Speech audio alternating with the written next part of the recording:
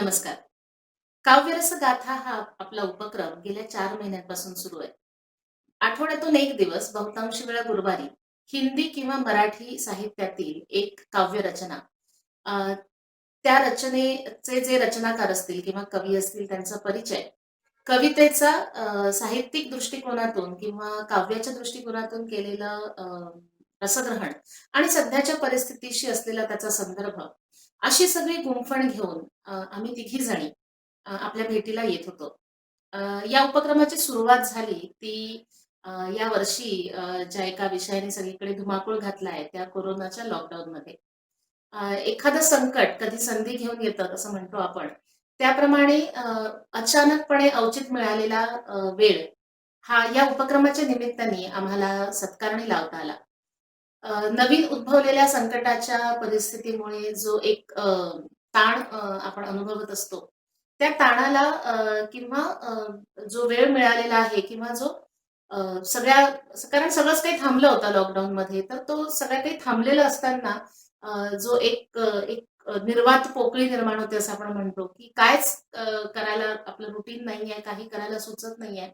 असं काही न होऊ देता म्हणजे फ्रस्ट्रेशनपर्यंत वैताग न होऊ देता या मार्गाने काहीतरी क्रिएटिव्ह उपक्रम घेऊन आम्ही समोर येण्याचा प्रयत्न केला आणि आमच्यासाठी सुद्धा आपल्यासाठी तर तो एक उपक्रम हा नवीन-नवीन कविता समजून घेण्याची संधी ही होती श्रोत्यांसाठी, रसिकांसाठी. हे तुमच्या प्रतिक्रियांमधून आणि तुमची जी काही शाबासकीची थाप आम्हाला मिळाली त्यावरून आम्हाला कळलंच. पण आमच्यासाठी सुद्धा पुन्हा कपाटात ठेवून दिलेल्या वह्या काढणं, पुस्तकं काढणं आणि पुन्हा थोडंसं विद्यार्थी जीवनामध्ये आपण ज्या पद्धतीने आपापल्या आवडीचे काही उपक्रम करत असतो, स्पर्धा करत असतो. तो सगळा एक टीम म्हणून काम करण्याचा आणि तो काहीतरी क्रिएटिव्ह करण्याचा अनुभव आम्ही सगळ्यांनी घेतला. तर काव्यरस गाथा हा आपला उपक्रम आता शेवटच्या टप्प्यात आलाय जसं मी गेल्या आठवड्यात म्हटलं. पण हा प्रवास मात्र इथे थांबणार नाहीये. पण निदान हा उपक्रम आम्ही सुरू केला त्या निमित्ताने आम्हाला काय शिकायला मिळालं, आम्हाला तुमच्या कशा प्रकारच्या प्रतिक्रिया मिळाल्या, त्या सगळ्यांबाबत आज आपण बोलणार आहोत. या भागाला सुरुवात करताना थोडक्यात बघूया यामागची संकल्पना आणि आपण कुठल्या-कुठल्या कवितांना या निमित्ताने हात घातला, त्यांचं वाचन केलं, त्यांचं रसग्रहण केलं आणि नंतर ऐकूया माझ्या टीममधल्या ज्या अन्य 2 सदस्य आहेत, आभा आणि जयश्री, त्यांचं या निमित्ताने मनोगत. आणि या काव्यरसगाथा उपक्रमाचा हा शेवटचा भाग आज आपण इथे पूर्ण करतोय आणि थोड्याशा अंतर थोडंसं ठेवून किंवा थोड्याशा विश्रांतीनंतर मी म्हणेन 15 दिवसाच्या, आपण एक नवीन उपक्रम सुरू करतोय. म्हणजे ही सीरीज आता आपण इथे मालिका आपण थांबवतोय ही. पण नवीन कल्पना घेऊन 15 दिवसाच्या विश्रांतीनंतर आपण पुन्हा भेटणार आहोत. त्यावेळी या उपक्रमाचं नाव असणार आहे साहित्य रसगाथा. कारण ही जी आपली सीरीज होती ही काव्यरचनांपुरती मर्यादित होती. मात्र आता असं कुठलंही बंधन न ठेवता मराठी, हिंदी साहित्यातील सर्व प्रकारचे साहित्य प्रकार कविता असेल, लेख असेल, ललित असेल, निबंध असेल, नाटक असेल, शक्य झालं तर सिनेमा सुद्धा. अशा सगळ्या साहित्य कलाकृतींना घेऊन पुढची सीरीज आपण जी सुरू करतो आहे साहित्य रसगाथा. त्या निमित्ताने आम्ही पुन्हा एक टीम म्हणून तुमच्या भेटीला निश्चित येणार आहोत. पण तुर्तास या भागामध्ये आपण ऐकूया या भागाच्या संदर्भामध्ये आपण कुठल्या-कुठल्या कवितांचं रसग्रहण केलं त्याविषयी एक रॅपअप आपल्याला बघता येईल आणि आभा आणि जयश्रीचं मनोगत ऐकू.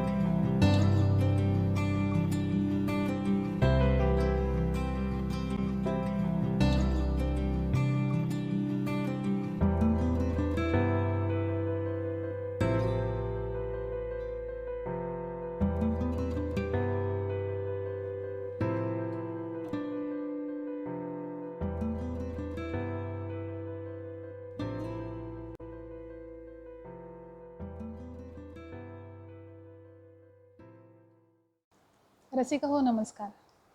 काव्यरसगाथा या आमच्या काव्याच्या रसग्रहणाच्या एका संपूर्ण एपिसोडच्या निमित्ताने आपण सर्वजण बरेच दिवस एकत्र एकमेकांना ऐकत आलो. विशेष करून एक रसिक वर्ग आमचा तयार झाला. काव्यरसगाथाच्या निमित्ताने माझ्यासोबत या संपूर्ण काव्यरसगाथाची सूत्रधार असलेली मैत्रीण डॉक्टर अमृता गोखले आणि माझी हिंदी या विषयाची अभ्यासक, भाषेची अभ्यासक, साहित्याची अभ्यासक असलेली डॉक्टर आभा सिंह आणि मी अशा आम्ही तिघी मैत्रिणींनी मिळून लॉकडाऊनच्या काळामध्ये हा संपूर्ण एक एपिसोड करावा असं ठरवलं. असा विचार मनात आला की या काळामध्ये सर्वजण बऱ्या प्रमाणात नेटवर्कवर काही ना काही बघत असतात. मग अशा वेळेला काही जुन्या काव्यांना मग ते हिंदीत असो वा मराठीत याला काहीतरी उजाळा द्यावा. वेगवेगळ्या कारणांमुळे ह्या कवितांच्या रसग्रहणापासून थोडे थोडे लांब गेलेले आम्ही या निमित्ताने लिहिते झालो, थोडंसं बोलते झालो आणि आमचा एक रसिक वर्ग देखील तयार झाला. या निमित्ताने बाभा बोरकरांच्या किंवा केशवसुतांच्या कवितांपासून तर अगदी मोदा देशमुखांच्या कवितांपर्यंत अशा आणि स्वतःच्याही कवितांचं रसग्रहण करून सर्व रसिकांच्या सोबत ते वाटून घेण्याचा एक आनंद निर्माण झाला.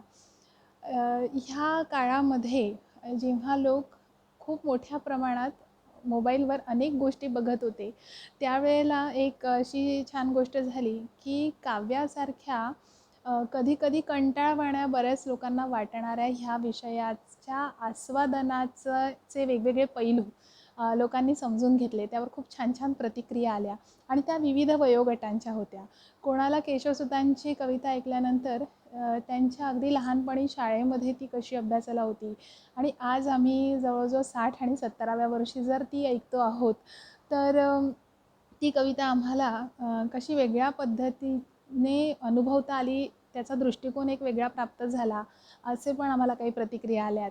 किंवा अगदी उन्हून खिचडीसारख्या कवितेच्या बाबतीमध्ये मूळ कवी आणि त्याचं साहित्य या विषयाची माहिती मिळाली, अशा पण आम्हाला प्रतिक्रिया आल्या.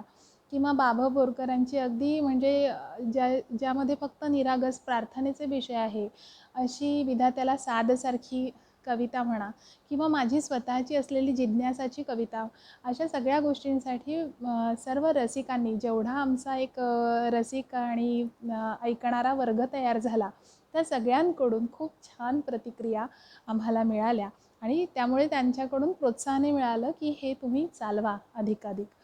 ह्यामध्ये विद्यार्थी वर्ग होता, युवा वर्ग होता, काही प्रमाणात किशोर वर्ग होता आणि जास्तीत जास्त प्रमाणात ज्येष्ठ वर्ग होता. तर ही जी एक लॉकडाऊनचा जो काळ होता, यामध्ये साधारण आम्ही 13 ते 14 असे एपिसोड केलेत आणि आता रसिक वर्गाच्या मागणीप्रमाणे आम्ही असं ठरवलं आहे की जरा विश्रांती घेऊन आपण एका वेगळ्या विषयांच्या माध्यमातून सर्व रसिकांना पुन्हा भेटायला यायचं, पुनश्च संवाद साधायला यायचं.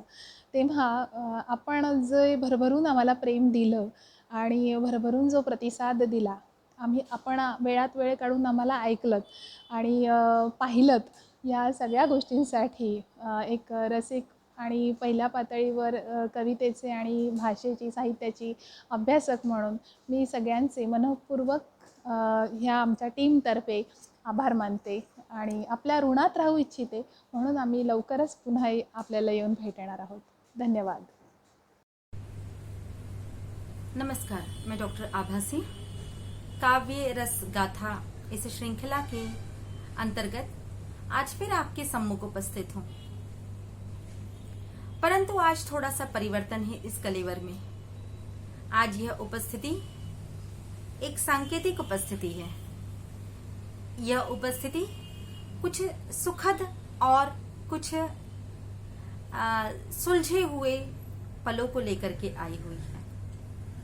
कहते हैं किसी भी घटना, वस्तु, स्थिति, परिस्थिति या दृश्य का प्रारंभ जितना सुंदर होना चाहिए उसका अंत भी उतना ही सुखद हो तो वह उपलब्धि कहलाती है। एक प्रयास कोरोना काल के दौरान हमने किया इस काव्य रस गाथा के माध्यम से। एक टीम बनी, एक संकल्पना आई। डॉक्टर अमृता के हृदय में उनके साहित्य प्रेम को देखते हुए एक संकल्पना ने जन्म लिया कि क्यों ना कुछ ऐसा करे जिसके माध्यम से हम इस कोरोना काल के समय को कुछ पठन पाठन, कुछ गीत, कुछ कविता, कुछ बोल, कुछ विचार, इन सुनहरे शब्दों के बीच बिताएं। विचार जितना अच्छा था तो उसका स्वरूप उतना ही सुंदर रहे, इसका प्रयास मैंने और मराठी कविता का रसास्वादन करवाने वाली कवित्री, संगीतकार, एक संगीत मर्मज्ञ जयश्री जी ने भी किया। और हम बढ़ते चले गए।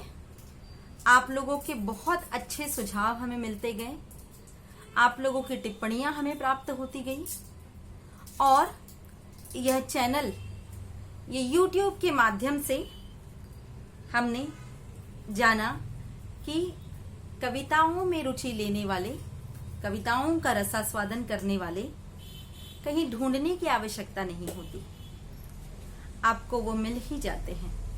इसीलिए तो रसिक जन यह शब्द की निर्मिति हुई है। पर अब 5 महीने से ज्यादा समय हम इस क्रम को चलाते चले आ रहे हैं। एक मंथन भी इस दौरान हुआ टीम की ओर से कि अब इसमें कुछ परिवर्तन करने का समय आ गया है। परिवर्तन करने का कारण यह इसलिए नहीं सूझा कि कहीं हमारे आने वाले सुझावों में, आमंत्रित विचारों में हमें कोई अंतर नजर आने लगा। आप लोगों ने जिस तरह से हमें स्वीकार किया, आप लोगों ने जिस तरह से खुले बाहों से, खुली मन से और अपने मस्तिष्क की चक्षुता से हमारा स्वागत किया, उसकी तो हमने कल्पना भी नहीं की थी। लेकिन जब यह सफलता मिल गई है, कहते हैं ना कि शिखर तक पहुंचना मुश्किल नहीं है, लेकिन शिखर पर टिके रहना बहुत कठिन है। हमने अपने श्रोताओं के हृदय को जीत करके कुछ तो हासिल कर लिया है, लेकिन इस जीत की कड़ी में कुछ और हम जोड़ना चाहते हैं। इसीलिए काव्य रस गाथा की यह श्रृंखला यहाँ पर एक अल्पविराम ले रही है। विश्वास रखिए कि यह अल्पविराम ही है, यह बिल्कुल भी पूर्ण विराम नहीं है। हम इसे पूर्ण विराम बनने ही नहीं देंगे। यह हमारे लिए एक अल्पविराम है, एक प्रयास है कि कविताओं को तो हमने छू लिया।